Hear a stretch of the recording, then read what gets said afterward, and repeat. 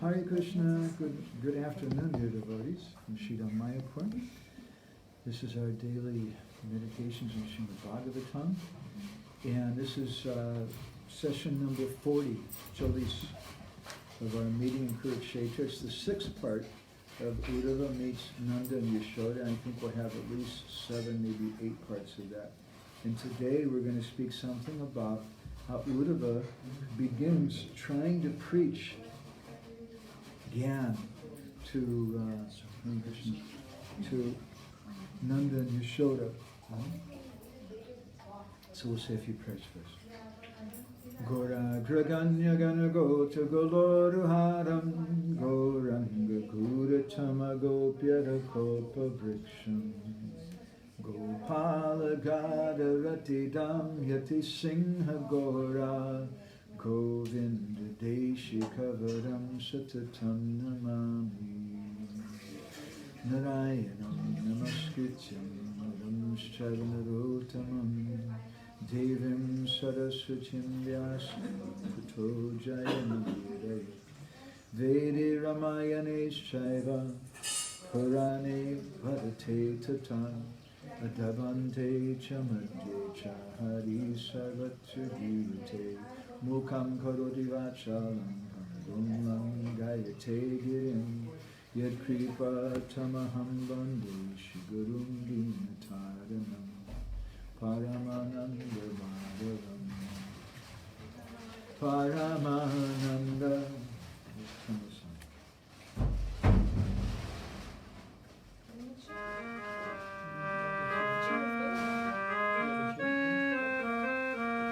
Paramananda He Madhava Padunga Luchi Makaranda Se Makaranda Panakori Anande Bolo Hari Hari Harinka Name Vandavela Hari Kori Chakadola Se Chakadolanka Paraye Manamo Rahu Nirantare Manamo Nirantare Rahu Ha Krishna Buli Jiva Jao Ha Krishna Buli Jao Jiva Moteru Dada Radha Dava Moteru Dada Radha Dava Moteru Dada Radha Dava Om Namo Bhagavate Vasudevaya Om Namo Bhagavate Vasudevaya Om Namo Bhagavate Vasudevaya Om Namo Bhagavate Vasudevaya Om Namo Bhagavate Vasudevaya Om Namo Bhagavate Vasudevaya. Hello, dear devotees. This is our topic we're calling Meeting in Kurukshetra. This is part number 40. We're going to speak, this is our sixth session, about Uddhava meeting Nanda and Yashoda. We're going to have a simultaneous translation going on, so I'll try to not speak so fast. And today we're going to speak something about, in their meeting, how Uddhava begins to preach Gyan, philosophy, to Nanda and Yashoda, and what happens. And we'll have a couple sessions about this. We'll speak about 2 different types of faith, one which is based on logic and śāstra, and one which comes from hearing the pastimes of Krishna from proper sources. So in our last few sessions, we spoke something from a lecture Srila Prabhupada gave in Los Angeles in 1973. I'd like to read a few words from that again. He said, "How can we study Krishna? It's not possible. Therefore, this Vrindavan state of mind is a perfection for the devotees. It is not their business to understand Krishna. They only want to love Krishna without condition. Their mentality is not, quote, because Krishna is God, therefore I love him. Krishna is not playing in Vrindavan as God. He is playing there as an ordinary cowherd boy. But at times, he is proving that he is the supreme personality of Godhead. So we heard something in our previous sessions how the conversation between Nanda Maharaj and Uddhava, and how Nanda so desperately wanted to hear news of Krishna. But he didn't ask for that at first. All that he asked about was the welfare of Devaki and Vasudeva. And he did that because Vishwanath Chakravarti Thakur says he knew if he were to start speaking about Krishna, he would lose control and start crying and crying. And so at first he asked about Vasudeva and Devaki, and then he wanted to speak something about Krishna, he wanted to ask about Krishna, but he asked about Krishna's opulent features, how Krishna Surasura Jita, how he defeated both the demigods and the demons. He spoke about Krishna's opulence. And Vishwanath says that he did that, again, to control himself. Otherwise he was going to lose it and start crying. And so then he started to say something about Krishna and he became choked up. And Uddhava then told him, you should go for a walk, visit the cows, get your mind off this, go for a vacation, think of something else, go to a psychiatrist, have some counseling or something. And then Nanda Maharaj told him, you don't understand. Wherever we go, we see Krishna. When we see the cows, we think of Krishna. When we see the trees, when we see the Jamuna, when we see anything and everything, it reminds us of Krishna. And so this whole time, while their conversation was going on between the big men, there was this little lady sitting in the background. She was just crying and crying. And that was Mother Yashoda. She was crying so much that her clothes became soaking wet. And the milk was pouring from her breasts. And finally, she spoke up and she asked about her kana. And Jiva Goswami in Gopal Champu, he says that Mother Yashoda was crying so much that Uddhava was thinking, my God, she's going to become a river. There's so much liquids coming from her. So this is Mother Yashoda, who is a personification of the abode of Vatsalya Priti, or parental love. She's the personified river of ecstatic love for, maternal love for Krishna. And then we spoke about this 30th verse in the 46th chapter. Yuvam slagyatamam nunam dehinam ihamanada. How Uddhava began to speak in a very respectful way to Nanda Maharaj. And he was glorifying Nanda Maharaj. And Jiva Goswami says that Uddhava, he begins to speak about the opulence of Krishna because he thought, this is what they want to hear. Uddhava's good. Uddhava's listening. He's not just going and trying to say something. This is a very great drawback for anyone who's a teacher, for anyone who's a so-called preacher. Sometimes you just fall into that mode. I remember when I was 16, my mother had a friend who was teaching kindergarten children. She was a very nice lady. But whenever she would talk to someone, even they're an adult, she would talk to them like they were a little child. She just became so accustomed to that. So is a danger when we have this abhimana, this attitude that I'm a preacher or that I'm a teacher, that we start speaking to everyone with that kind of mentality. So Uddhava doesn't have that fault. Uddhava's listening.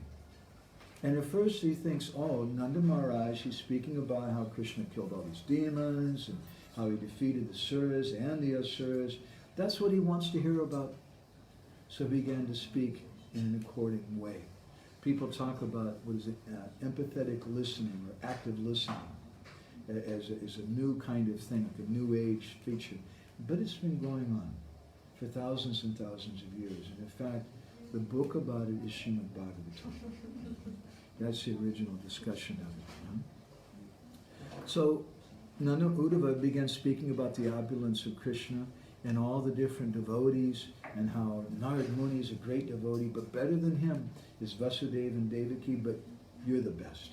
And as we mentioned in our last session, Uddhava hasn't yet met the gopis of Vrindavan, the best of all the best devotees. So in the next text, Sukadeva Goswami describes, Eto he Vishvasya cha bija yoni Ramo Mukunda Purusha Pradhanam Anviya Bhuteshu Vilakshanasya Dhyanasya Chesata Imo Parano. He speaks about how Mukunda, Krishna, and Balaram, they're the seed and womb of the universe. The creator, and they create the creative potency. They enter the hearts, he says, of all living entities and control their conditioned awareness. They are the primeval supreme. So now Uddhava, he's beginning to really, because Uddhava knows a lot of information. Uddhava is a disciple of Brihaspati. Brihaspati Sishya, it was described earlier in the Bhagavatam. And he's learned so much from Brihaspati. And Brihaspati, he's the guru of the demigods. Brihaspati is very, very expert in śāstra and Sanskrit and grammar and knowing what is proper and what is improper behavior. He's a Jnani Bhakta. And Uddhava is his disciple. So the next two verses go on. Uddhava is further describing the glories of Krishna and his position as Bhagavan. Uddhava tells Nanda-Yashoda, Yasmin jana prana viyoga kale shanam samavesha mano visudam nirritya karma shayam asuyati param gatim brahma mayorikarna tasmin bhavantav Akilatma heto narayane karana murto bhavam vidatam niratam mahatman kim vavayishtam yuvayo sukrityam. He says that anyone, even someone who's in an impure state, who absorbs their mind just for one moment at the time of death, and they just for one moment they think of Krishna at the time of death. Even they may be a very, very impure person. They burn up all traces of sinful reaction and immediately attain the supreme transcendental destination of a pure spiritual form, effulgent as the sun. Uddhava said, you too have rendered exceptional love and service to him. He's the Lord Narayan. He's the super soul of all and the cause of all causes of existence. The great soul who, although the original cause of everything, has a human-like form. What pious deeds could still be required of you? So Uddhava is trying to console them because he understands that they're religious. He's used to religious persons. And religious persons are always concerned about liberation, about thinking of God at the time of death. Yam yam vapi smaram bhavam tujanchante kalevaram. Krishna says in the 8th chapter of the Gita, whatever you think about at the time of death, that's what you're going to get. So what happens if at the time of death you're thinking about President Trump? And was it a bogus election or a bona fide election? Or you're thinking he's a demon, or you're thinking he's a great person? You might take birth in, what's that place, Mar-a-Lago, his some servant or something there. So we should be careful. We want to remember Krishna. So Uddhava is trying to console them like that and says, but you're very special persons because that Lord Narayan, that Bhagavan, that Supreme Personality of Godhead, you've been serving him with so much love. So what other pious deeds are required of you? But Uddhava doesn't understand. that Nanda and Yashoda, they're not thinking of ordinary pious deeds. Jiva Goswami in Laghu Vaishnava Toshini, he says that there's a conversation going on here, and Uddhava is saying that Krishna is the root form, the revealer of all Atmas, all forms of the Lord. He's Akilatma Heto, he's the cause of all these different Atmas. Akilatma Heto, both the Paramatma and the Jivatma. And Nanda Maharaj looks at him in kind of a strange way, and he says, no, the cause is Narayan. Our Gopal doesn't have 4 arms. Narayan has 4 arms. Huh? And Uddhava says, no, you're Krishna. He's Brahman. He has this human form. He's Brahman, Karana, in a human form, Marcha Murto. And you are manifesting this anurag bhav, this intense feelings to him, Nitaram, in the highest degree, even more than Vasudeva and Devaki. So Uddhava at this time, Jiva Goswami and Gopal Champu says, he begins to think to himself, this is my great fortune to witness these 2 devotees who have such deep love for Krishna. But it's very difficult to speak to them because they can't tolerate being without Krishna. So it's not possible for Krishna to come here, and it's not possible for them to go there. And although it's impossible to destroy or weaken their natural affection, if it can be interrupted, somehow, if I can interrupt that flow of affection, then they may be able to survive. But if I don't interrupt this intense affection that they have for Krishna, it's not going to be possible, that they'll die. So he thought this restriction on their affection can happen if they gain some knowledge that he's the Supreme Lord, or knowledge of his greatness caused by glorifying his prema. So this is a good opportunity. Now, it should be noted that what Jiva Goswami is saying here in Gopal Champu is a little different than what Sanatana Goswami says in Brihad Vaishnava Toshini, or than what Vishwanath Chakrabarti Thakur says in his Sahitya Darshani commentary. They say that Uddhava was trying to help. He was thinking that they need to hear this information, you need to hear this again. So then Uddhava begins to speak to them, and he tells them that Krishna Narayanakya Swayamiha Bhagavan, that you're Krishna, he's actually Narayan. He's Swayam Bhagavan. He's the original personality of Godhead. Prema Tasmin Vishuddham. Within him resides this Prema Vishuddha, this pure love. He says, Sarveshtashu Varyam Tadanu Chaparamam Bhakti Vatsalyameva. He says that this love is superior to all the other goals of life. Dharma, Artha, Kama, and Moksha. And again, this is connected with Gaura Lila.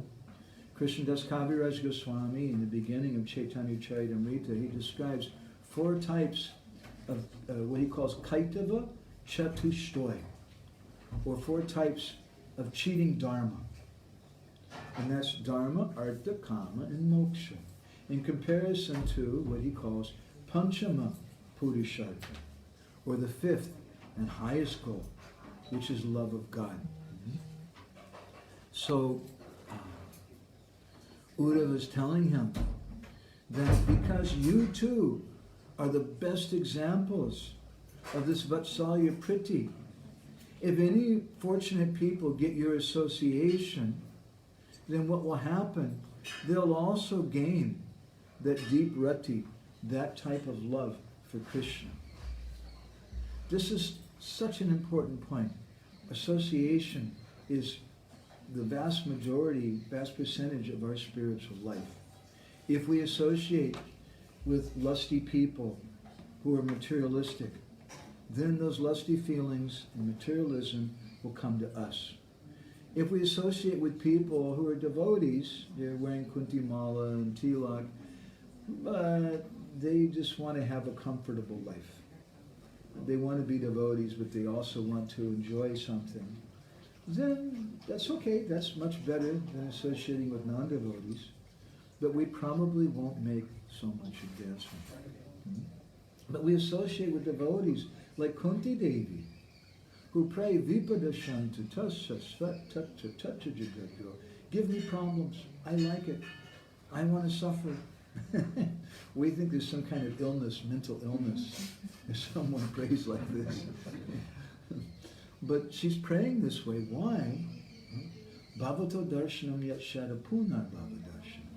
Because when I'm suffering like this, then I remember you. And it's a good thing. So the devotees, they want to enter, as Anapayani was saying nicely in the last session, was such a good comment. We have our reality. Gurudev has his reality. We want to enter the reality of Gurudev. And sometimes we enter a little bit of it, and we think Gurudev's reality means he lives in Rasamrita Kunj, and he's staying in this place, and they offer him lots of opulent prasadam, and Gurudev does it. And we see the external things. But that's still seeing through our reality. We have to adopt the reality of Gurudev. And to share Krishna consciousness with others, we have to enter into that reality. So if we see that something else is the cause of problems, we become angry with things, and we see something separate from Krishna, we're not helping ourselves, and we're not helping the world. We sometimes tell the story of Kurukshetra's Babaji, who once was in Navadvip, and he was a little strange looking, matted hair, and didn't look so clean, and he was just constantly chanting and crying. And the young children, the young boys, started throwing stones at him. And Kurukshetra's Babaji became angry. And he stopped. And he turned around, started shaking his finger and yelling. And he said, Krishna, if you don't stop this, I'm going to tell your mother. He wasn't seeing the boys behind it. He was seeing Krishna behind it. And if we can come in touch with such a person like that, then we can begin to enter into his reality. Just as Uddhava here is telling Nanda-Yashoda that if fortunate people come in contact with you, they can get your reality, they can get your rati, your love for Krishna. And then Uddhava tells them, Pradhanam Purusho Brahma Yadetat Trayam Uchate Angsam Sam Tad Vijnani Yat Krishna Rama Vayo Prabho. He says, you should know that Trayam Uchate, Etat Trayam Uchate, these three are portions of the portions of Krishna and Balaram. Pradhanam Purusho Brahma. That they're Pradhan, they're the whole universe, they're the symbol of everything. They're the Purush, the Supreme Lord, and they're Brahman. They're everything. And when Nanda and Yashoda hear this, they become a little discouraged. What are you trying to say, Uddhava?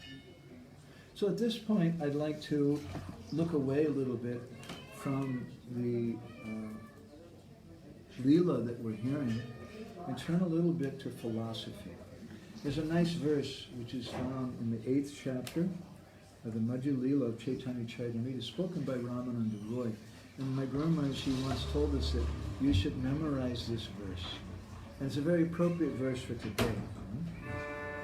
So I'll go ahead and sing this, and you can chant Hare Krishna in response.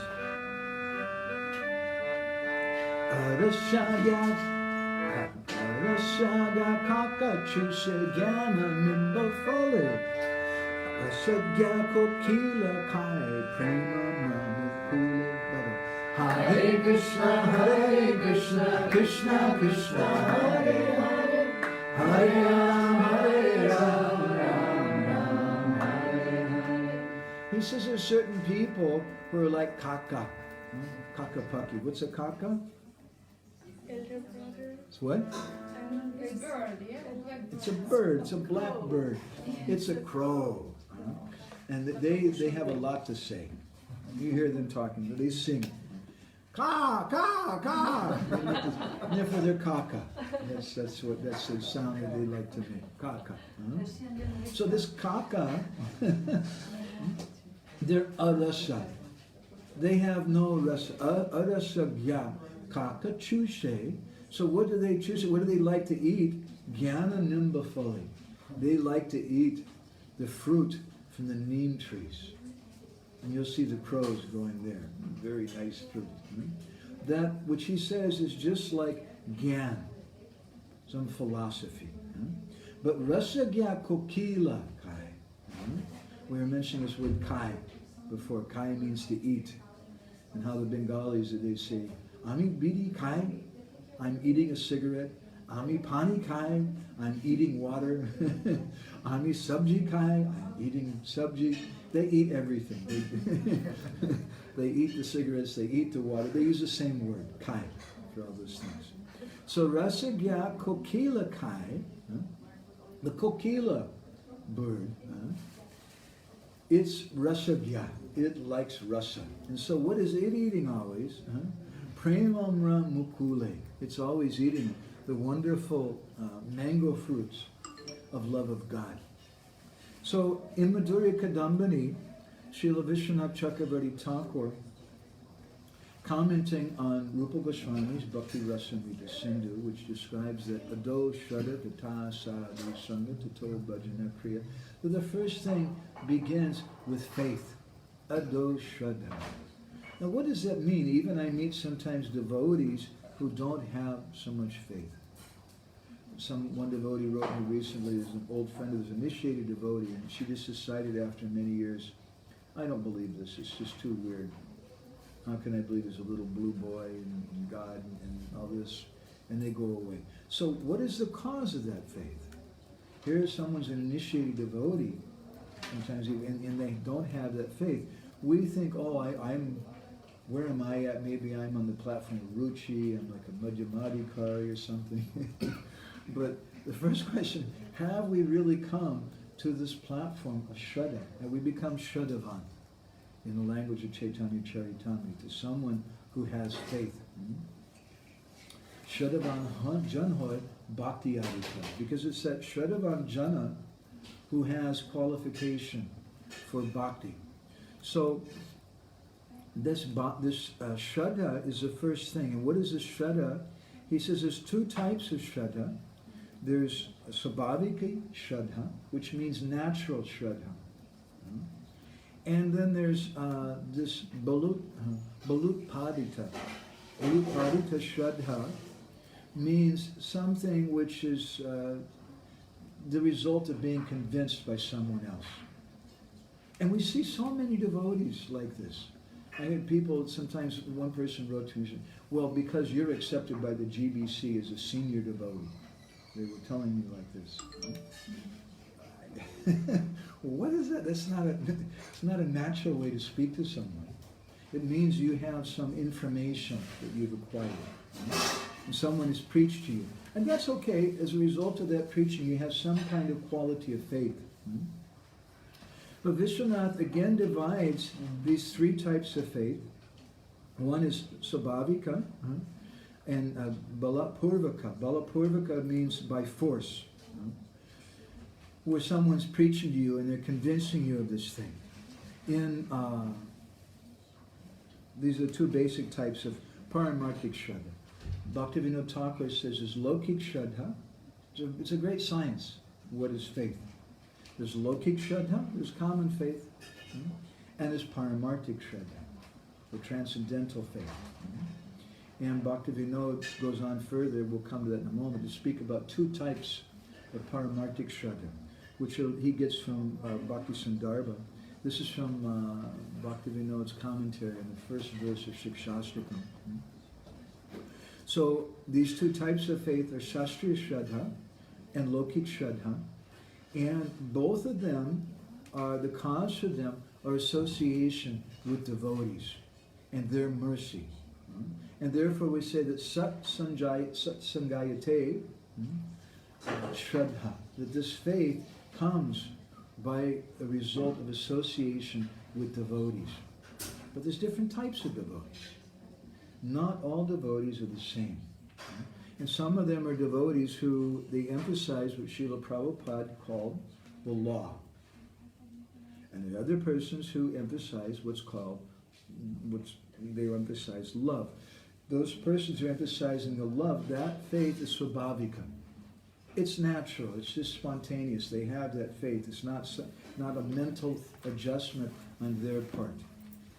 But the persons who are working by law, their shraddha is not natural. Their shraddha is something, it's balapurvaka. It's something which is, bala means with strength, balapurvaka, it's the cause. Somebody forcing you, someone chastising you. Look, if you don't behave like this, then we're going to punish you, we're going to do this, we're going to do that to you. So Jiva Goswami explains in Bhakti Sandarbha, there's a difference between the shraddha of two people. One he calls him a ruchi pradhan bhakta, and the other is a vichar pradhan bhakta. This is what Srila Prabhupada was speaking about in this lecture. Loosely speaking, he said that in Braj, they're not vichar pradhan. They're not trying to consider whether Krishna is God or not and looking at him, wait, I don't know. He got up pretty late this morning. Did you see how much he ate? He ate a whole bunch. He can't be God. God must be someone who's really, really renounced. Similarly, we try to judge Vaishnavas in the same way. So one who's a vichar pradhan, they're inclined to logic and argument. And they think that's the topmost thing, that logic and argument. And this is the law. And they think we have to operate by law. And they're operating based on fear. Whereas a ruchi pradhan bhakta is someone who has just a natural taste for Krishna. And so their faith is natural and simple.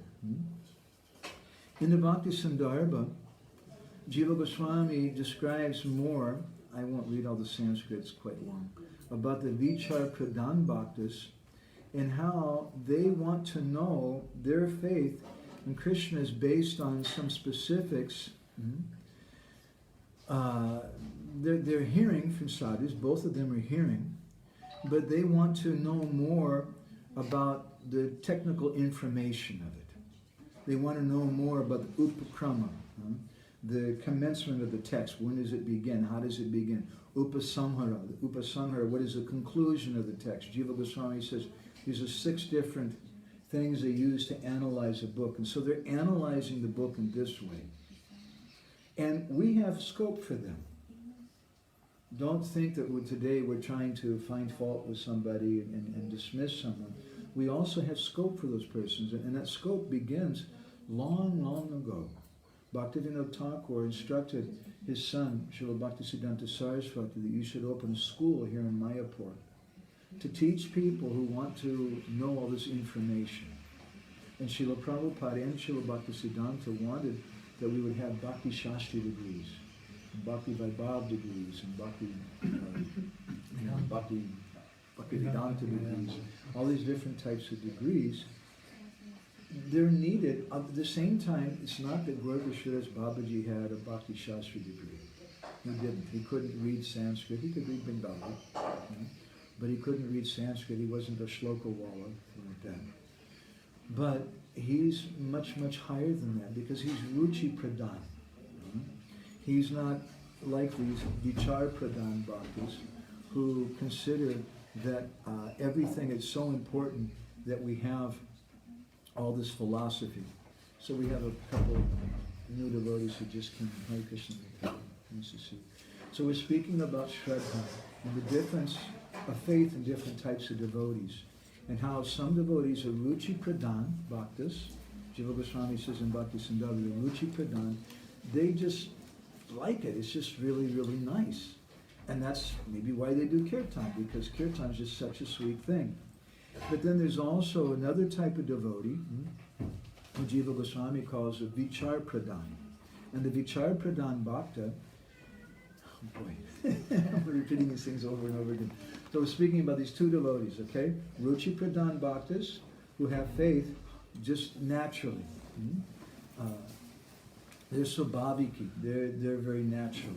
And the vichar pradhan bhaktas, who are bala purvaka, it requires some force. Someone has to preach to them and chastise them and tell them, you know, if you don't go to Mangalartik every day, you're going to take birth as a cockroach. Some heavy thing like that. You're going to burn in hell. Okay, I better do this thing. Huh? So they have a particular type of faith. And Jiva Goswami in Bhakti Sandarbha describes that they're feeling, I have to study the śāstra so much. Huh? But the Ruchi Pradhan Bhakta, Jiva Goswami defines him in Bhakti Sandarbha. He says, Ruchi Pradhanam tu tadrid vichara peksha jayate kintu sadhu sangha lila kata shravana ruchi shraddha shravanadya vritti rupa evaso margaha. He says the Ruchi Pradhan Bhaktas, they're not, there's some place over here. There's always a place for you, Sasha. The Ruchi Pradhan Bhaktas, they don't depend on this process. They just hear, we're hearing about two different types of devotees, okay? Ruchi Pradhan and Vichar Pradhan. We're repeating this every few minutes. I hope not a whole lot more come. I'm looking for two of the devotees who are supposed to be coming. They said they'd come about 15 minutes ago. Ruchi Pradhan Bhaktas are devotees who just like to hear it. It's just really sweet and really nice, and that's why they're there. The Vichar Pradhan, they're trying to figure out, what am I supposed to do? What are the rules? Who am I going to get in trouble with? Did I do something wrong? Am I going to get chastised? But Ruchi Pradhan tu tadrig vichara peksha jayate kintu sadhu sangalila kata shavana ruchi shraddha shavana adripti shavana adyabriti rupa evaso marga. The Ruchi Pradhan Bhaktas, they don't depend on that process of studying śāstra from the devotees. They just hear Krishna's pastimes from sadhus, and they get a taste from it. How does that taste come? Shushusho Shadadanasya Vasudeva Katarichi Shan Mahat Sevaya Viprapunya Tirtana Sevana. It comes by rendering service. And therefore we say that Shravan, or hearing, is an active principle. It's not a passive principle, that we just sit like a lump on a log or something and we just passively listen and then everything's going to come to us. In the Skanda Purana, there's a story of a devotee's name just slips my mind. One person who had been very, very sinful, and he took birth as a ghost, and he was taking shelter in a tree. And his brother was a great devotee. Gokarna was his brother's name. And Gokarna was asked to come and speak Srimad Bhagavatam. And so when he came and spoke Srimad Bhagavatam, all the villagers came to listen, and even all the animals were there. And when he finished speaking the Srimad Bhagavatam, that branch in the tree where his ghostly brother was hanging out, Dundubi was his name, suddenly the branch broke, and he got liberation. And then all the people in the village said, what about us? This is not fair. He's a ghost. We're better than a ghost. Why did he get liberation and we didn't? And Gokarna said, look, the problem is you guys were just passive. You were just sitting here passively listening. But Dundubi, my brother, who's a big rascal, a big badmash, he was listening in a very attentive way.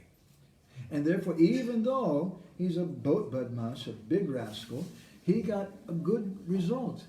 But all of you were just smiling and waving each other when you come in, and you come in late and whatever, and you're not actively listening. So you don't get the same result. So they said, wait a minute, can we do this again? And Gokarna said, okay. So there was another recital of the Bhagavatam. And this time, there was one of those big, Airbuses that came down, Vaikuntha Airbus or something, came down from the spiritual world. And it was big enough for everybody. And it says even the animals, even the animals, they all got some liberation that way.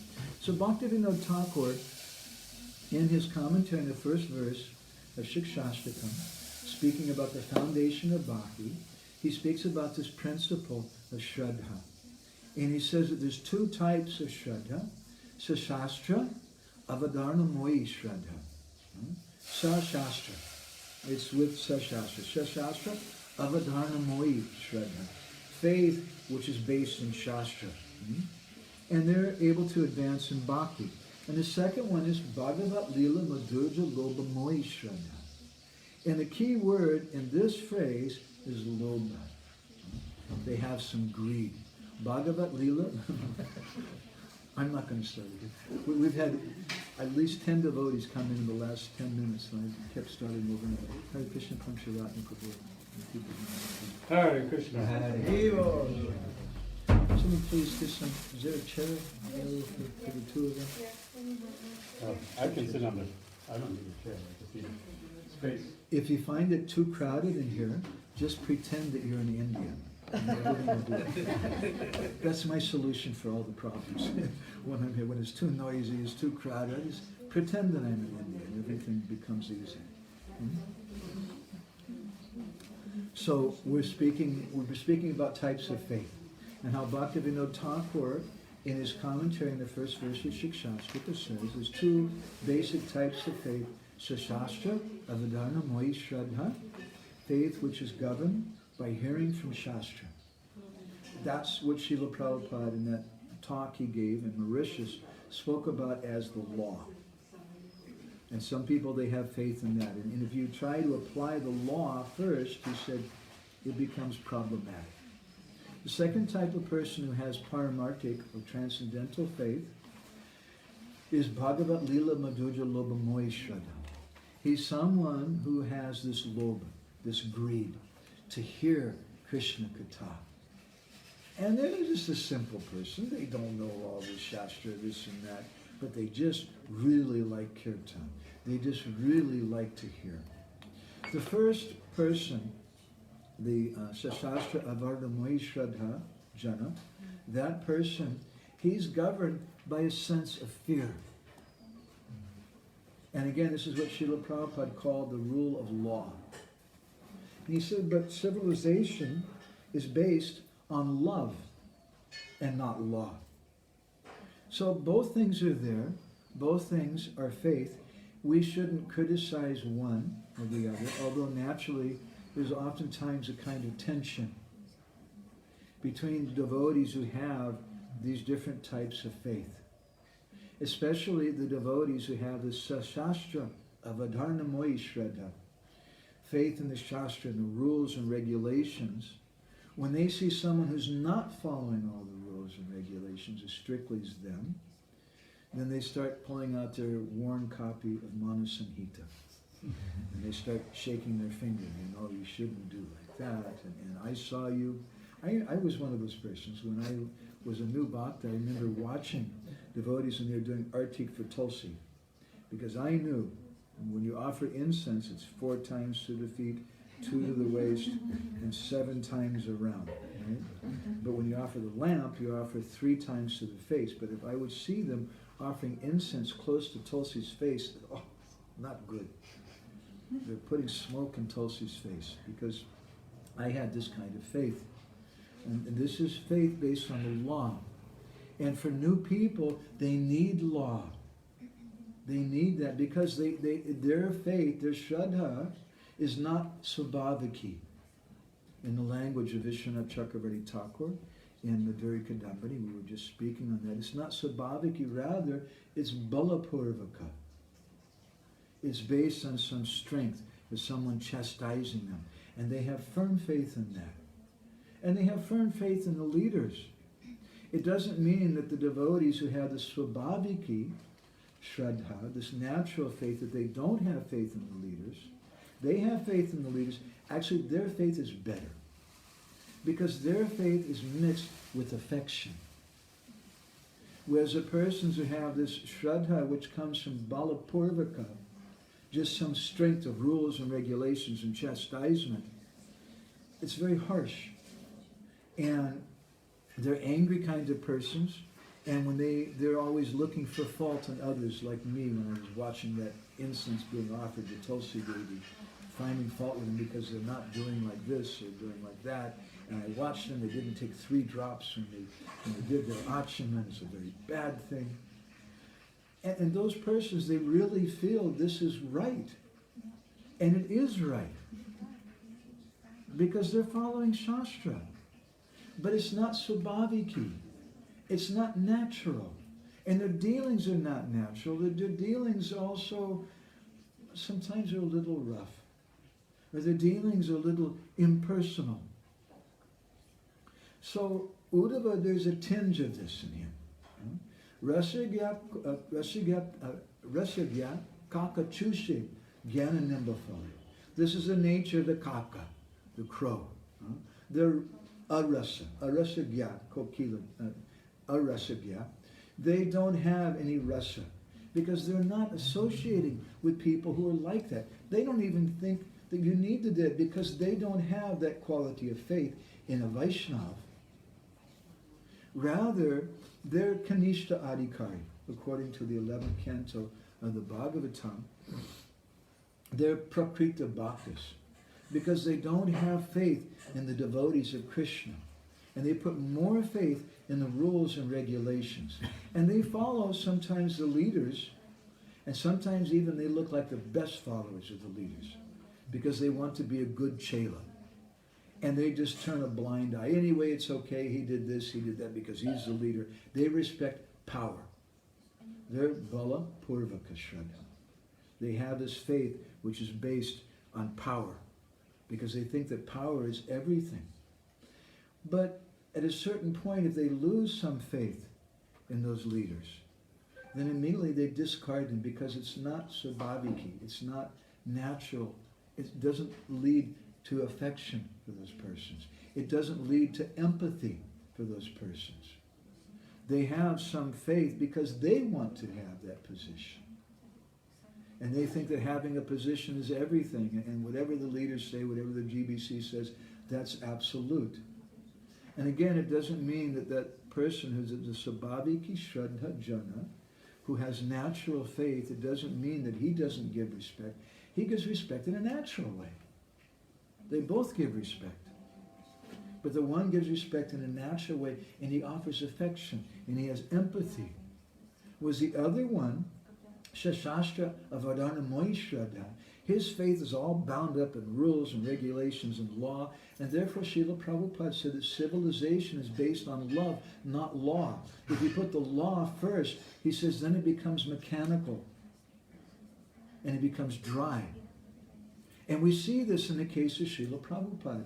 I mentioned this in a previous class, how once I got the chance, the first time I got a chance to meet Srila Prabhupada's dear daughter, Jamuna, who, in my humble opinion, is one of the most advanced devotees in our movement, a great acharya in our line.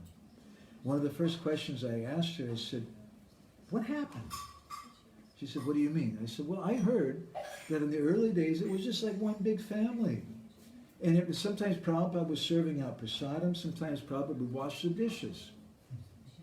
There was a queue to the bathroom, and the men and the women were using the same bathroom, and Prabhupada was waiting in the queue behind his disciples.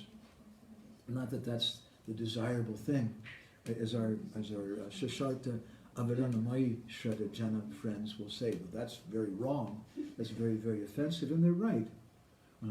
But it was natural, it was svabhaviki. Nobody had to emphasize the rules and regulations. In fact, everybody just got initiated. We were speaking of this the other day also.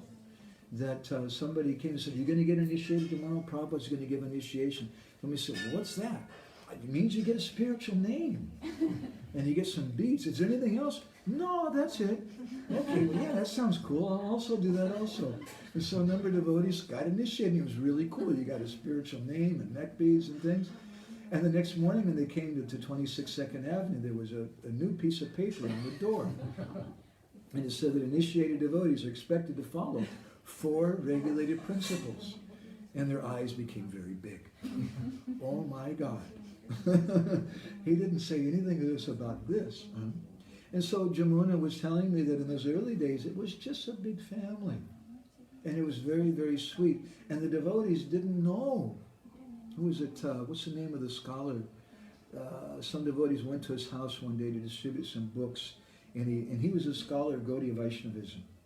And he asked them something about their kind of tilak they wore and things, and the devotees are like looking at each other, what's tilak? That's that stuff on your forehead. Oh yeah, I remember Prabhupada used that word once. So you're Gaudiya, what's a Gaudiya Vaishnava? They didn't know anything. And he was confused. How is it that they're following all these things, and they're chanting, and then he understood when he met Srila Prabhupada. It was because of Srila Prabhupada. They had so much faith in. But then after some time, we had more and more books, and the devotees should read the books. It's important. Otherwise, you won't know what tilak is. You won't know what it means to be a Gaudiya Vaishnava. We should read the books. But for some devotees who didn't have such intimate association with Srila Prabhupada, their motivation for bhakti became something a little more mechanical. That became something as a question of force, balapurvaka. It wasn't sabhavika, as in the beginning. And they became what Jiva Goswami calls vichar pradhan bhaktas. And they're analyzing everything. And how many of this, and how many of that, and did you do this? And on the basis of that, how many hours a day you sleep. I mean, for years, a lot of devotees, they would really judge sannyasis and other senior devotees by how much prasadam they eat and how many hours they sleep. Or if someone wears saffron, or someone, God forbid, wears white and is a householder, never mind Matajis. It's just something you don't even want to look at them. Right? They're like second-class citizens or something. Because they're emphasizing this vichara pradhan. But our movement is sabhaviki. Our movement is natural. Our movement is based on simple hearing. And that's the first thing that Srila Prabhupada did. So there's two types of faith Bhaktivinoda speaks of. Śāstra, avadana moyi shraddha, or faith based on Shastra, and Bhagavat Lila Madhurya Loba moyi shraddha, or faith which is based on hearing Krishna Katha. And this is what Srila Prabhupada stressed in the beginning. It wasn't that when he started 26 2nd Avenue, he put a sign in the window, Bhakti Shastri degrees available here. That wasn't his program. But it was just affection. And the devotees came together and heard. And when Prabhupada saw at a certain point that sometimes they weren't reading his books, that they weren't understanding things properly, they did have some faith, but maybe it's based on fear, and it was not even based on Shastra. It's just based on the institutional consideration, which is also beneficial. And we want to love everybody and encourage everybody. Srila Prabhupada called it unity in diversity. We want to accept everyone, and the temple is for the whole world. Okay? But Prabhupada saw they need some more philosophy. And so then Srila Prabhupada started this Bhakti Shastri program. Jiva Goswami, he discusses further in Bhakti Sandarbha about these persons who are Shastra, Avadana Moyi Shraddha, or Balapurvaka. Their Shraddha, their faith is based on strength, on force. Or their Shraddha is based on Shastra alone, and not on this lobha, or this intense longing. So Jiva Goswami says, Shraddha hi Shasharta Vishvasa Shastram.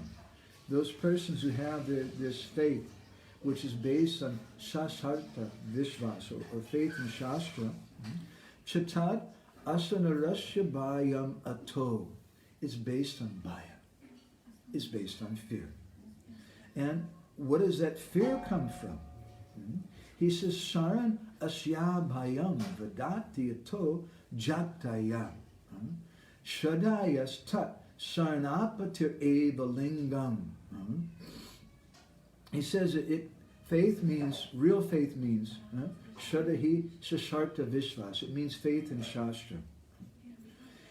And Shastra says that there's fear for someone who doesn't surrender.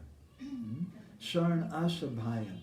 If someone's not surrendered, then there's some fear. And they're worried. Oh my God. And who is it? Bill Gates. There's a big conspiracy and 5G and this thing and that thing. And they're so worried about everything. It's okay. It's all right. Take a deep breath. Just go to Kirtan. Everything will be okay. Just hear Krishna Katha. Shoka Moha Bhayapaha. The first canto of the Bhagavatam gives 3 symptoms, 3 external symptoms of hearing Krishna Katha. Shoka, Moha, Bhaya, Apa. Apa takes away all shok, moha, and bhaya. All your fear, lamentation, and illusion. It goes away just by hearing. When we surrender to the process of hearing Krishna Katha, that this is my solution. And any other solution, it's just not going to make it. It's just not going to work. So we have something for everyone. If someone is not surrendered and someone's afraid, we said that's okay. And we have also books over here, Manasamhita, and you should follow Varnashram Dharma, and all the ladies should shut up and stand in the back and do like this and follow this rule and that rule. And then people follow those out of fear. But the purpose is not to create a society out of fear. Bhaktivinoda Thakur, in his Chaitanya Siksamrita, he says there's 4 motivations for bhakti: bhaya, asa, partibhya buddhi, and rag. The first one is bhaya, fear. Just like we spoke the other day, Anapani, when she was in school, she was so intimidating and frightening. A lot of the young students, they would come to her, "Can I be your friend? I'm afraid of you." Afraid that she's going to beat them or something like that. And so some people approach and want to be a friend out of bhaya. Other people come out of asa because they see, oh, she has lots of money. And if I make friends with her, then she'll buy me lunch or something, right?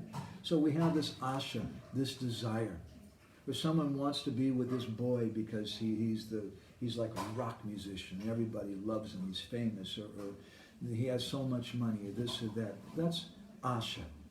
We want to be with Krishna. We want to be a devotee of Krishna because I'm afraid of him.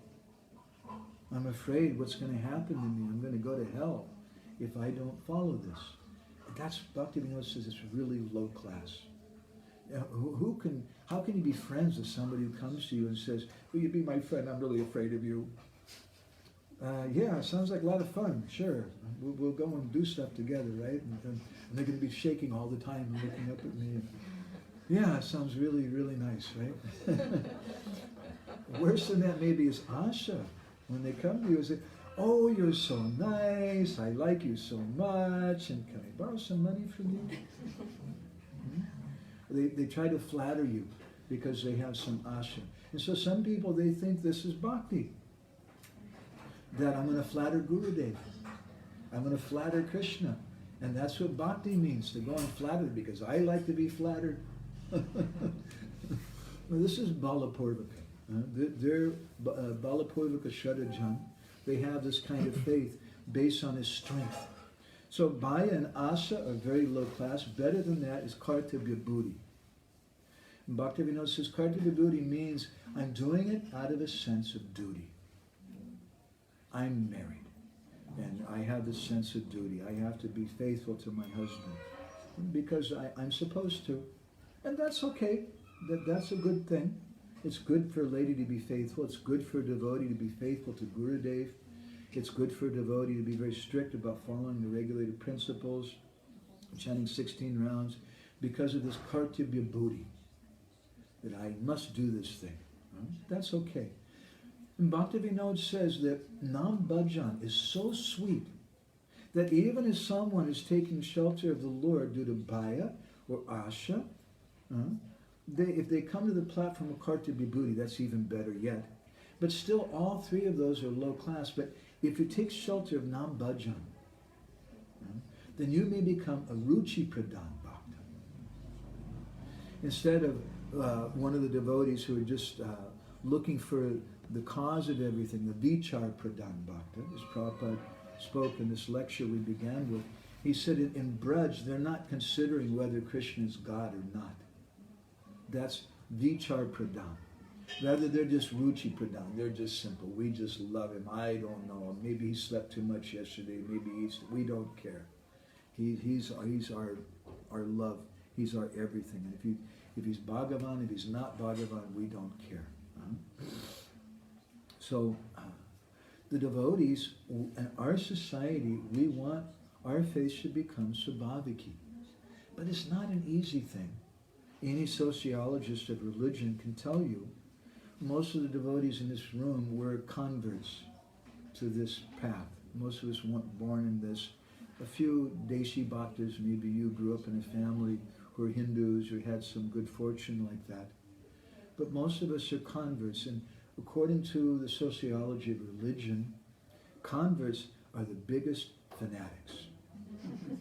I was a Bhakta leader for some years in Los Angeles, and we would preach to new people and get them to move into the temple. And I remember one person in particular who joined. He had really long hair, and he had like 5 or 6 pairs of jeans, and they're old worn jeans that he'd had for 10 or 15 years, and he loved his jeans, he loved his long hair, and he loved his record collection. His identity was invested in that hair, and in those jeans, and in that record collection. And when we shaved his head, and all of a sudden he's a squeaky guy with his ears sticking out like this, and his bald white head, and he doesn't have any jeans, and he's trying to put this dhoti on. He puts the dhoti on really, really bad. I remember when I was a new bhakta, I wanted to have a chadar. I thought chadars were really cool. So I just took a dhoti and I used the dhoti as a chadar, and it looked a little strange. I didn't know anything. Because when you want friends, you want to be accepted. Everyone wants that. But when you do this change of religion, it's a new thing for you, you don't know anything. You don't know the words to the songs that everybody else knows. In the morning, you don't know when you're supposed to bow down, which side I'm supposed to bow down with my hands, with my feet, and don't eat with that hand, oh my God, and don't put your shoes there, oh my God, and it's just, everything is so complicated and so difficult. And you're feeling disturbed. You don't even know how to get dressed. You don't know how to put on tilak or anything. You don't know how to talk to the devotees, but you want friends. So what do you do in such a case? And this happens in all religions. You become a flaming fanatic. Because if I become really fanatical, if I show, I jump up higher in the kirtan than anybody else. I remember once we had a kind of competition between the Sankirtan party in LA, which I was part of, and the Sankirtan party in New York. And the New York Sankirtan party came. And one morning the devotees decided they were going to have a dance contest. It was a little weird. And I remember there was a couple of senior sannyasis who happened to be there also. And the devotees started dancing, and they were break dancing during the kirtan. And one was flipping the other one over on his... And it was going on. I'm kind of standing off to the side. Anyway, it was weird.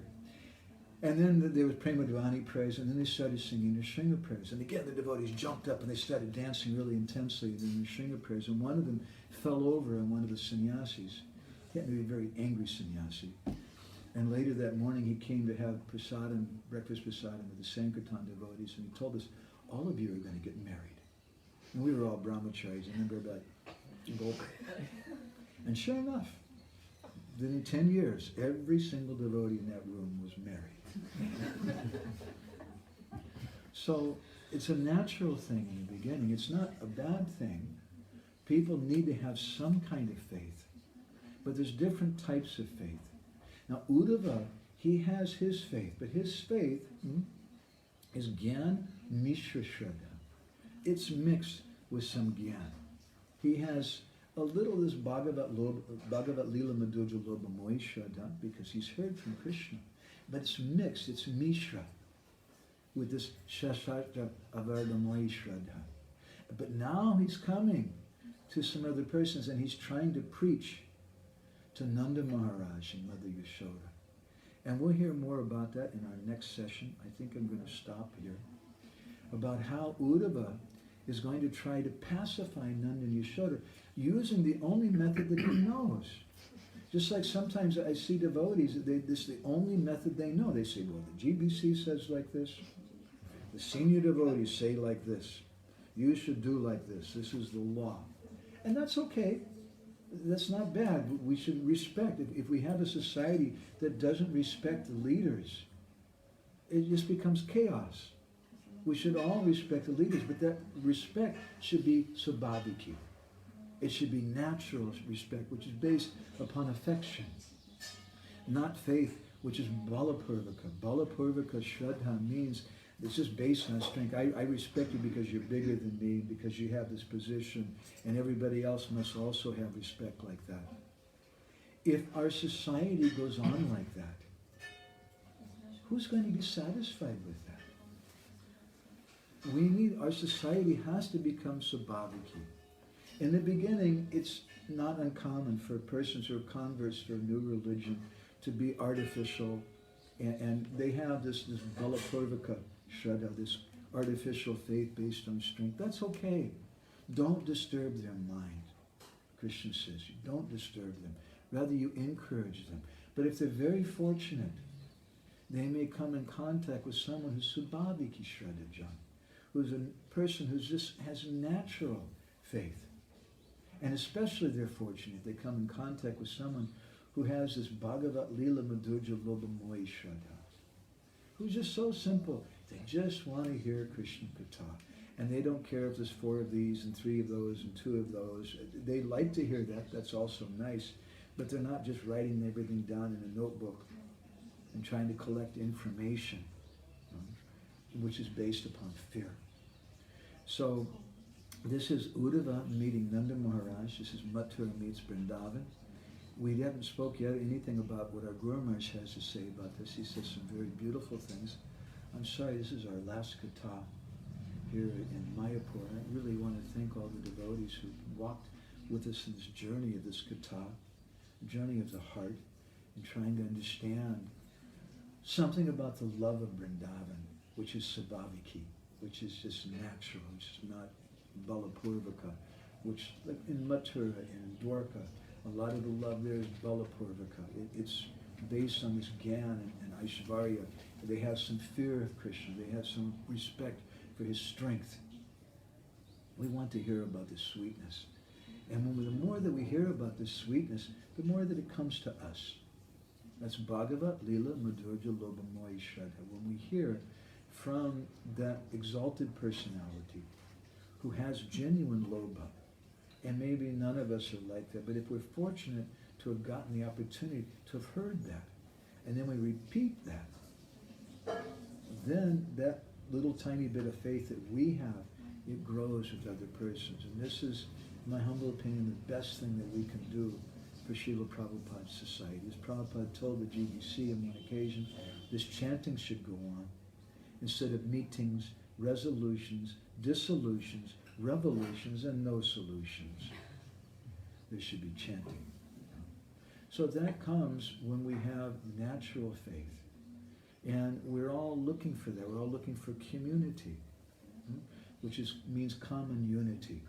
That common unity comes when we come together and we hear Krishna Katha in a simple way. And then after some time, all that balapurvaka, all that vichar pradhan, all that looking for the reasons and trying to figure out everything, it goes away. It pales in insignificance to the sweetness of Krishna we hear in Krishna Katha. So I'd like to stop there. There's a number of devotees online. If anybody has any reflections, I'd like to, this is a good time for it. Quite a few devotees, I was surprised. Antayami Prabhu, Hari Krishna, and Gora. Madhu Mangal Prabhu and Vrindavan. My pranams Arjun Saka and Lisa, Hari Krishna, Vijay Murati. My pranams Gopal is also there. Nice to see everybody online. If anybody has any reflections you want to share with us, as there's something in here. Subal Sham Prabhu says, Dandavat Pranams, Oglaze Srila Prabhupada, Doka Chela, Romawani, I think from Bali, if I'm not mistaken. Ananta Prabhu is there. Olga Gunchak is there. Hare Krishna. Dinesh Kumar Bharadwaj. Raktambar Prabhu in Belgium is there. And Natalia is there from Estonia. If anybody has any reflections, as Vaisheshika says, to share with us what you purchased today, what you're walking away with, what you gained from all of this. And so right now maybe I'll turn over to the devotees who are here in the room, and we can flip the camera also, so we can see everybody. This is, okay, Ananta Gauranga Prabhu. Hare Krishna Prabhu, thank you for a nice katha. I'd like to ask, in those times when Srila Prabhupada was physically present, Srila Prabhupada took such a care of the devotees with such a love that you can hear from so many Prabhupada disciples, they are ready to do anything for Srila Prabhupada. So how we can implement or increase that kind of level of faith in our society nowadays? Wow. Muchas gracias. That's a very relevant, very important question. So we can legislate that. We can pass a rule in the temple. We can have a meeting with all the temple council and say everybody has to have faith in the temple president. It's our new rule. But you can't legislate faith. It doesn't work like that. Rather, faith is something which comes naturally from the heart.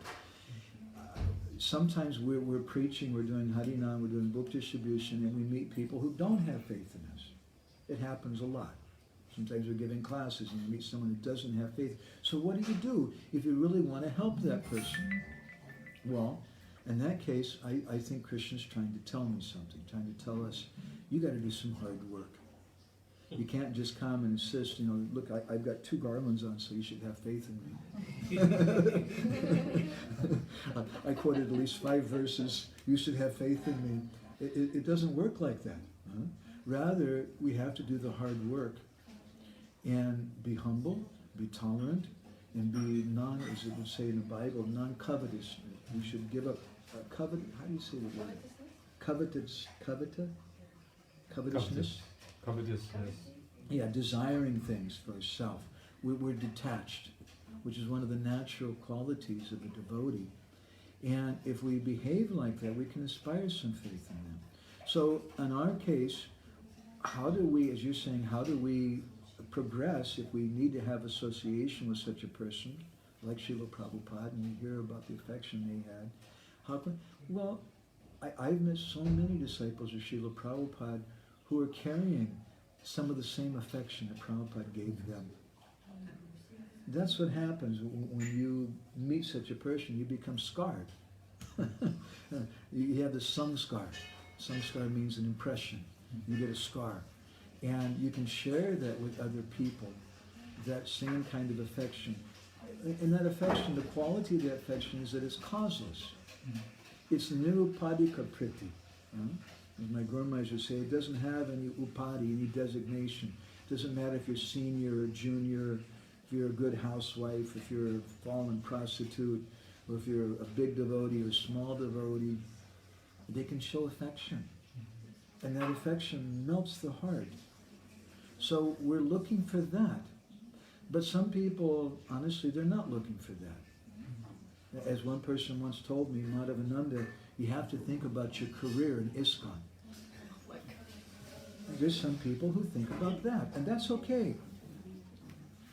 That's okay. They're also here, they're making some advancement. We cooperate with them because this is a movement which is meant for the whole world. But those people, they're not really looking for good association. Madhua Prabhu in America, it's a long story, but he rescued me, and he offered to take me in his truck. He said, why don't you come with me and we'll put on the Festival of India everywhere and you can travel with me. And I said, wow, that sounds really cool. And I got in the truck with him. And then he said, we'll take you to the Bhakti program in LA. You can join the new Bhakti program.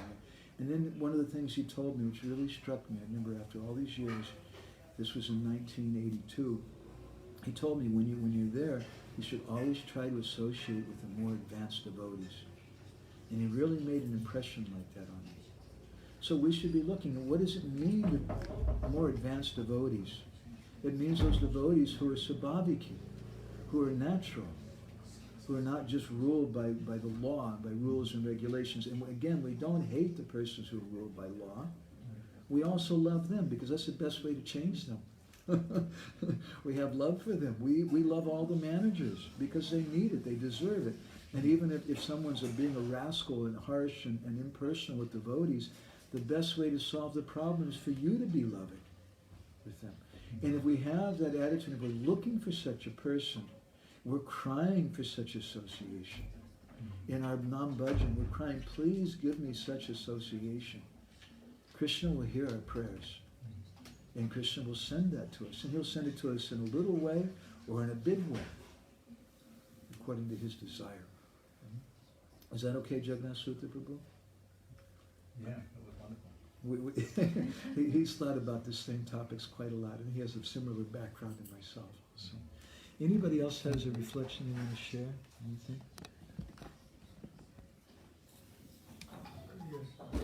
Yeah. Sahadev Prabhu, let me just turn this thing around over here.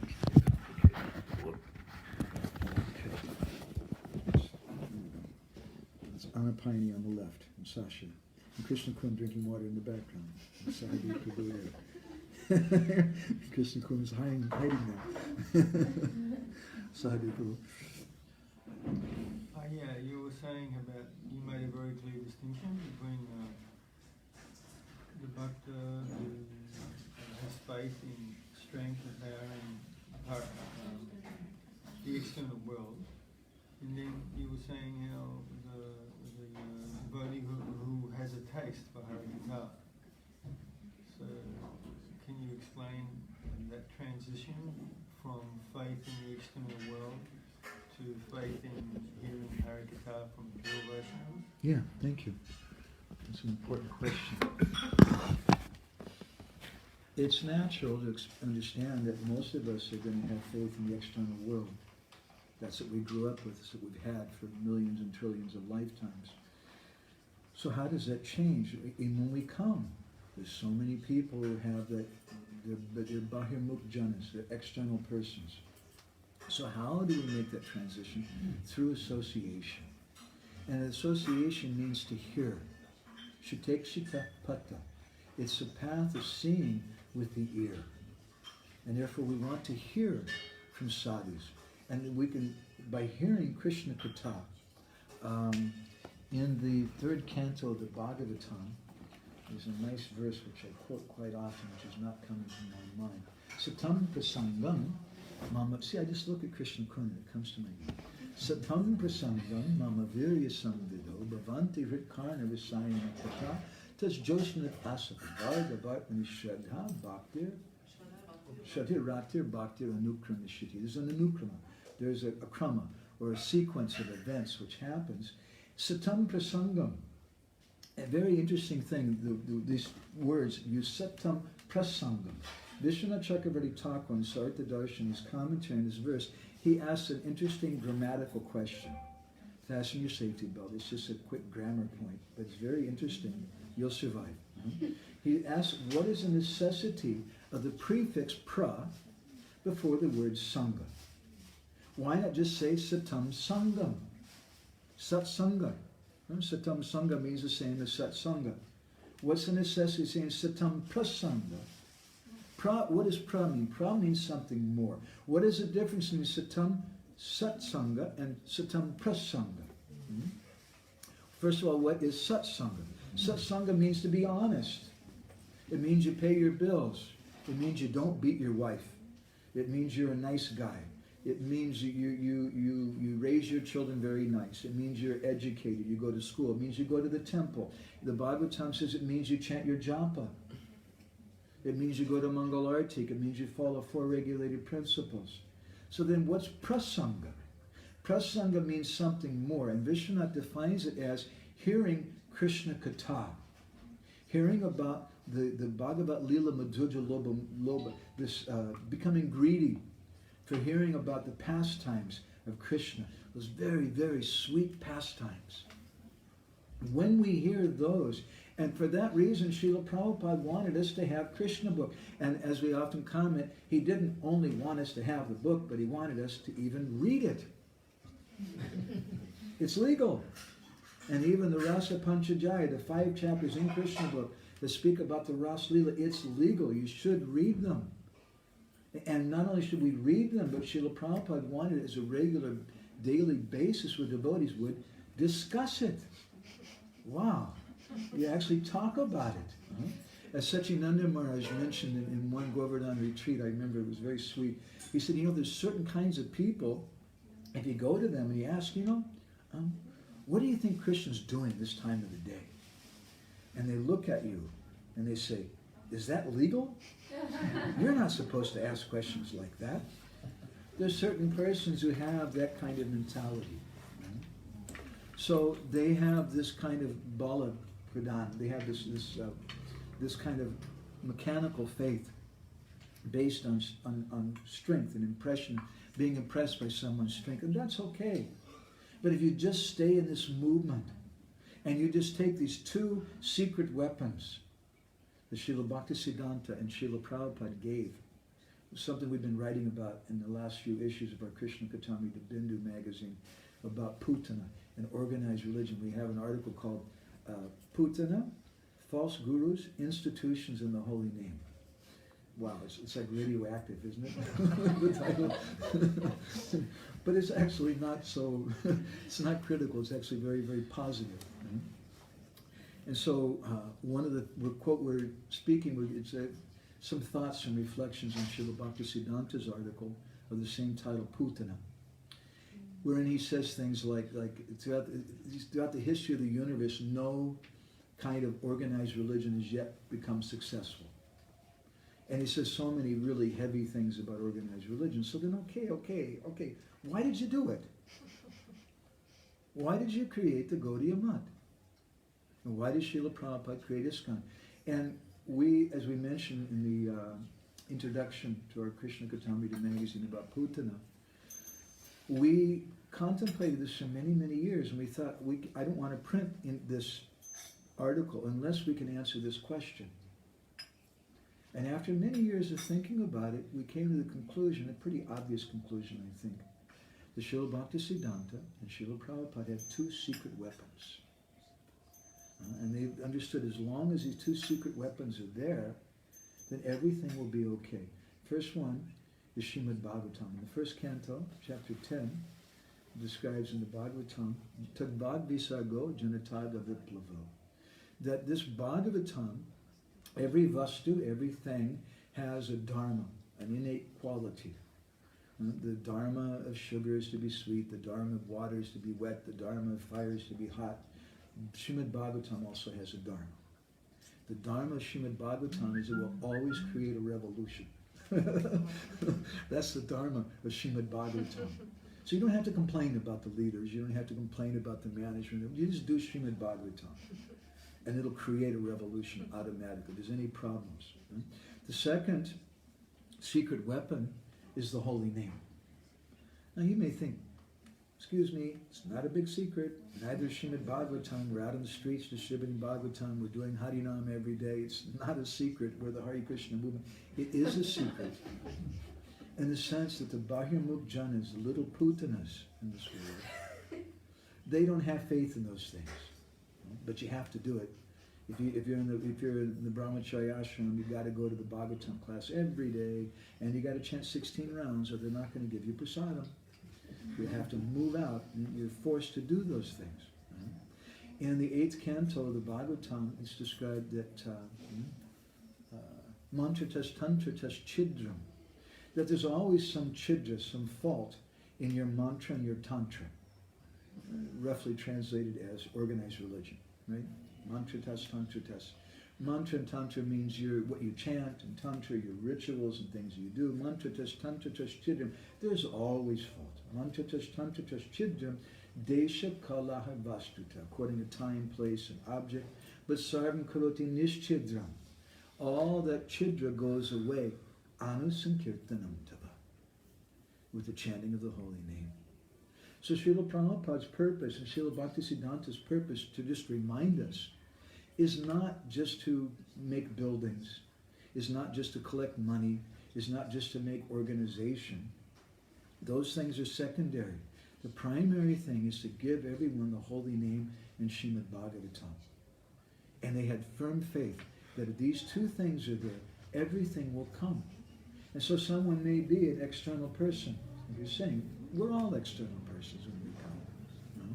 But as we gradually get some faith, the Sarva Karma Krita Hoy, the Krishna Bhakti will take care of everything. That's all that I have to do.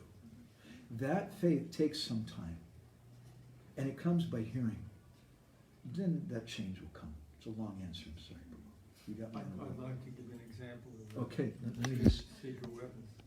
okay, secret weapon example. Just a second. There's in Australia, the equivalent of the CIA is ASIO, and they sent a spy into ISKCON in about 1973, I think. And so one of my and he took initiation from Prabhupada, was chanting 16 rounds, Bhagavad plus everything. And There's so a spy. one of my godbrothers ran into him about 15, 20 years ago, and he said to him, "You don't recognize me, but you know I was such and such devotee." He said, "But Asio sent me as a spy." He said, "But after spending some time in the temple chanting, I became a devotee." But he wasn't a practicing devotee at the time. But he had, and especially with Prabhupada, he had so much affection about Prabhupada. And he saw Prabhupada when Prabhupada came. That's beautiful. We used to go to one Islamic country, which I don't want to mention because it may cause problems, to give classes. And the devotees were very concerned. They said, you know, there's spies coming, the government's sending spies. And so I gave a Sunday feast lecture. One Sunday, it was the last lecture we gave there. and I said, I've heard there may be spies. If there's any spies here, very good. Send more spies. We like spies. We said, and we were speaking about Niranjan Maharaj.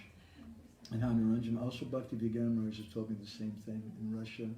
That sometimes devotees, they join, and they're in the program, they're going on, and after some years they come and say, Maharaj, I have something to tell you. When I joined them, the KGB sent me here. But I really like Bhakti now. It's really good. So we don't mind. What's the problem, right? However somebody comes. Yeah. Anybody else with any reflections or anything? Okay, Doyle Garanga Prabhu. He's in the back with the red jacket. I was thinking, Speak really loud if you as can't. he was telling about why Srila Prabhupada Bhaktisiddhanta Saraswati created organized religion, I was thinking that it seemed to be like a funnel. You know, you have something where people come in contact with bhakti out of nothing, and so they need these regulations. But people cannot stay long like this. So it's kind of a natural funnel where people go in, and you need an organization for this. Recruiting people, kind of bringing people in. But once you are there and you kind of get some glimpse of becoming attached to the process, Bhagavatam, the whole name, to some extent, then you naturally gravitate out of organization into Sangha.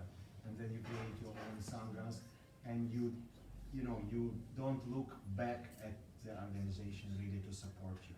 You look at the Sangha which you like to be. Wow, that's a really deep comment. Thank you very much. It reminded me of something else. It reminded me of whirlpools. Whirlpools are also funnels.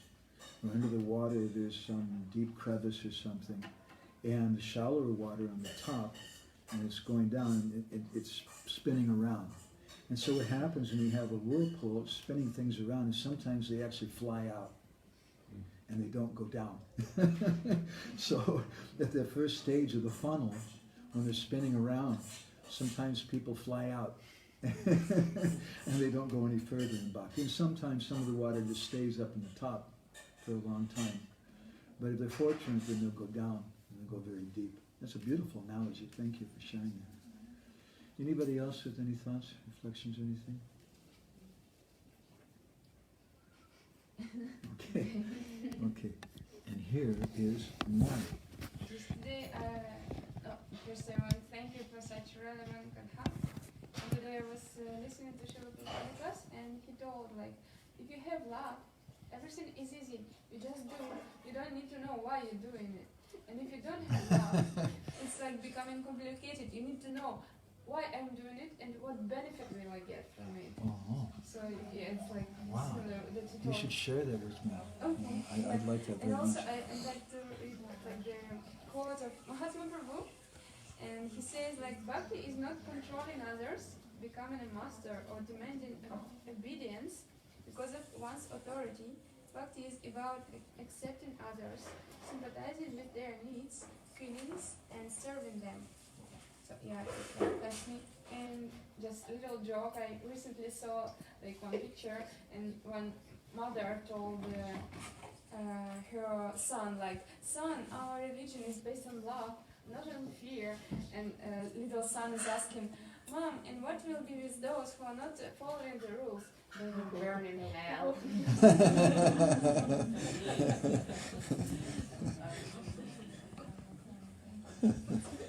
That's a great comment. Thank you very much. Sometimes this is a problem with Indra. Indra's a devotee. Indra vakalam lokam hridayanti yuge. The Bhagavatam says he's not just a devotee, he's one of the best devotees. He's the original GBC, the original temple president. He has such a big position. And Krishna loves him, and Krishna takes care of him. But the problem is that Indra starts thinking, I'm more important than other people. And this person is my property. This is my husband. This is my wife. You're my child. My father sometimes would say, I brought you into this world and I can take you out of this world.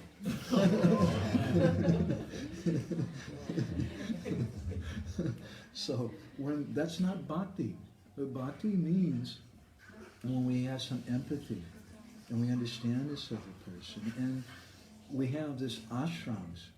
Srila Bhaktisiddhanta Saraswati Thakur, in one article, he says that the Grihastha ashram for devotees is not Vedic. He said in Vedic marriage, the wife serves the husband. He said, but in Vaishnava marriage, how can a Vaishnava accept another Vaishnava as their servant? Rather, they serve each other for the pleasure of Guru and Krishna. That's a Vaishnava marriage. It's a progressive function. And the husband actually serves the wife happily, and the wife serves the husband happily. And people are not absorbed in thinking that artificially, I have this position, and therefore you do this or that. But that sometimes it takes some time. Sometimes people, we're a little stiff in the beginning. We're just looking at our Manu Samhita and trying to see how we should behave. Anything else from anybody? Okay. It can take I'm sorry? It can take lives. It can take lifetimes. That's a fact. It can take many lifetimes. How can they survive? To understand the reality of bhakti. It's a difficult thing, and I personally think this is the source of all the complaints that devotees have. We can, devotees complain, my husband, he's so bad, he's this, he's that, or my wife, oh my God, she talks to all the men, she does this and that, or this temple president, or this person, my neighbor, or this. If we would just learn to have affection for the devotees, and learn to behave in a natural way, sabhaviki, in a natural way with the devotees, and show affection to them, then everything changes. And even those persons we may think are big, big demons, our father is so rough with us, is so harsh. I experienced that. I've seen I've had some persons in my life who were very rough, very, very harsh. And I learned at a very young age that the simplest, easiest way, they're the easiest people to control of all. Those very rough, harsh kind of people.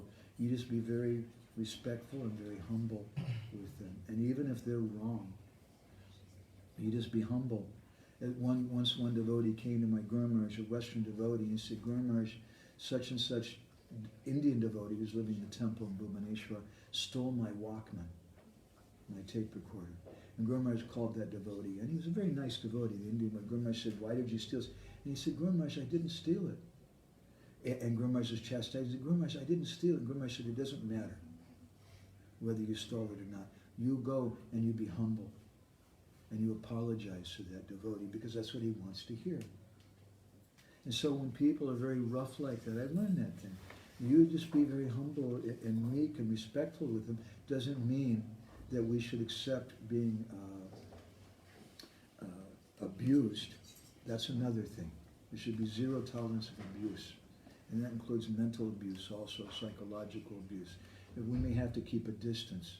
But someone wants some respect like that, give them respect. And bow our head. And we'll be the better off. Right? And I've seen, all of a sudden, that big person, you've got them wrapped around your little finger. And when they realize that what they were shouting at you for was actually wrong, and they misunderstood you, they become humble. That's the only way to change them. Okay? All right, so again, I want to just thank everybody very much for coming. We're going to have some further classes online. Did anybody make any comments online? Yeah, we did. There's a few. Let me just read these. Natalia has some comments. And Estonia, she says, Hare Krishna, thank you. The last months I'm realizing the most important thing on the way to Krishna consciousness is to be conscious all the time of those persons I'm associating with and what I choose in my actions, words, and thoughts for the benefit of both sides. And you become a winner. Not just that the society becomes a winner or the leaders become a winner, but you become a winner. And Roma says, may we be blessed with Krishna Bhakti. And Hare Krishna. So we're going to continue these classes, but I'm not sure how often we'll do it in Puri. Our internet connection is not so good all the time. And also we're going back to with the intention and desire to start writing. So I don't know if we'll do it once a week or twice a week, but I'm sure at least once a week we'll continue the classes, and we'll inform everybody on Facebook. And that. So, Grantaraj Srimad Bhagavatam.